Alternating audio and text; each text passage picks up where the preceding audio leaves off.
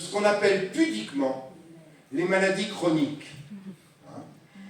Pendant le Covid, on appelait ça aussi les comorbidités. C'est propre comme terme, voilà. Et puis en plus, on ne sait pas trop ce que c'est, donc on se dit, bon, on va faire confiance, ça doit être quelque chose de compliqué, je suis trop con pour comprendre, donc voilà. Alors, les maladies chroniques, c'est quoi? C'est les cancers, c'est les diabètes de type 2, le diabète de type 2, c'est l'obésité, c'est les troubles de la reproduction et du développement, c'est les pathologies neurodéveloppementales, et ça a explosé. Alors on en a tous conscience, les médecins, bien sûr, avant, plus que tout le monde, puisqu'ils sont en première loge, mais l'explosion des cancers, on a tous conscience de l'explosion des cancers, le nombre de gens qui sont atteints de cancer que l'on connaît autour de nous. Donc, et des gens de plus en plus jeunes.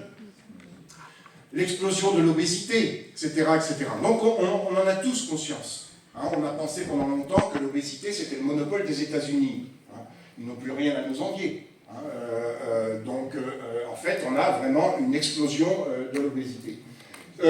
Mais c'est encore mieux quand il y a des sources officielles. Et des sources officielles, il y en a. Il y a l'OMS. L'OMS, par exemple, qui fait tous les ans un rapport sur les fameuses maladies chroniques, dont on va voir que ce sont des maladies environnementales. Donc les maladies chroniques, premier rapport de l'OMS là-dessus, 2008.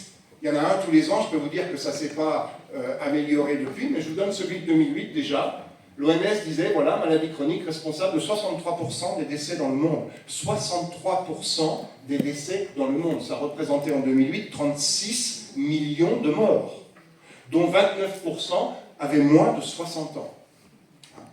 Alors, vous voyez, je vais faire un parallèle avec ce qui s'est passé il n'y a pas longtemps, la pandémie Covid. Tous les soirs, on avait un croque-mort qui s'appelait M. Salomon, qui venait nous annoncer le nombre de morts du Covid. Alors attention, n'interprétez pas mal mes propos. Loin de moi de faire une hiérarchisation des morts. On est tous d'accord qu'un mort est un mort de trop, quelle que soit la cause. Et simplement, moi j'aimerais bien que M. Salomon revienne tous les soirs, enfin pas vraiment, mais nous dire le nombre de morts de maladies chroniques. Et vous verriez que le chiffre, malheureusement, n'a rien à voir avec les chiffres qu'il nous annonçaient, c'était déjà beaucoup trop, pour le Covid. Et pourquoi je me permets de faire ce parallèle? Parce qu'il y a un lien. Il y a un lien parce que vous savez que le virus SARS-CoV-2 responsable de la Covid-19, c'est pas un virus tueur. Si ça avait été un virus tueur, c'est un virus qui tue, bien sûr comme son nom l'indique, et avec un virus tueur, il n'y a pas de deuxième, troisième, 10e et 150e vague. Il n'y en a qu'une. Il tue fortement, mais comme il tue son vecteur de propagation, ben ça s'arrête. Évidemment, avec SARS-CoV-2, c'est pas ça, et pourtant il y a eu des morts. Oui, parce que le virus porte les stockades finales chez des gens fragiles, les fameuses personnes atteintes de comorbidité. Vous voyez? Et donc, moi, j'ai eu la naïveté de croire que la pandémie Covid était un mal pour un bien. Parce qu'enfin, on allait prendre conscience qu'on allait dans le mur, qu'on faisait n'importe quoi, les élevages concentrationnaires, où on a une propagation des maladies, la concentration des humains dans les métropoles, etc. Donc, qu'on allait revoir tout ça. J'ai eu la naïveté de croire ça.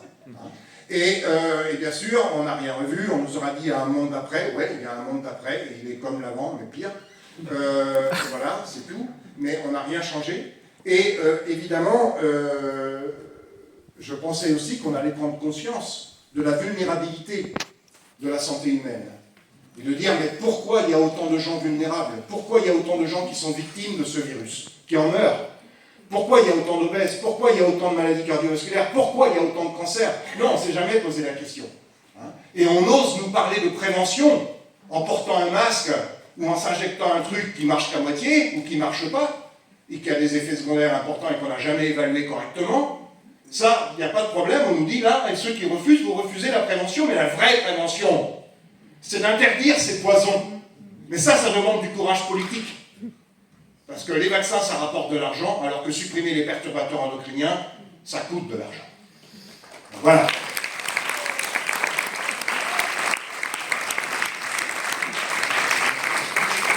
Alors il y a aussi